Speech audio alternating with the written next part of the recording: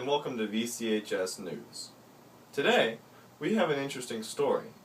A student allegedly stole test answers from a teacher's desk at a high school. We go to a reporter on scene with a reported eyewitness of the crime to find out more. Thank you, Brian. I'm here with Juan, who was a witness at the crime scene. Can you please tell us what you saw? So when I was janitouring the floor, I look across and I see this kid take the test. He looked very suspicious, so I walked in. He was guilty, so he started running across the room.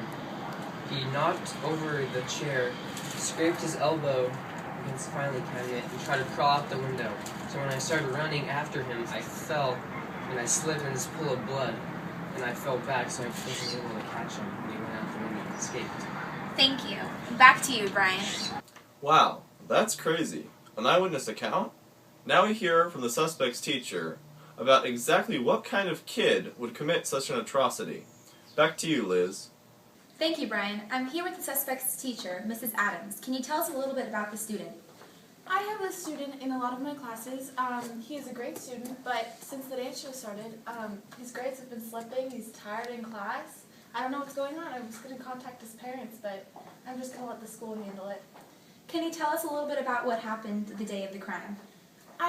I go out to make copies. I trust the student. I don't know what happened. And I come in, and the whole classroom is inside out, and I don't even know what happened. I see blood. I see the windows broken, property damage. Thank you. And back to you, Brian. Ah, teenagers. Just when you think you can trust them. Liz is now talking with a crime scene investigator who is handling the case. We'll listen in to find out more. Thanks, Brian. I'm here with crime scene investigator McGruff. Can you please tell us a little bit about the status of the crime scene? Well, we found some fingerprints at the crime scene, and they match one of the 4 suspects, and they're being run in our labs right now, so we are going to get to the bottom of this. We're on it. That should about wrap us up for today. Looks like this case will be closed. The student should have known better than to break the rules.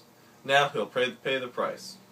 Join us next time on VCHS News to find out what teachers say to each other about students when the students aren't around.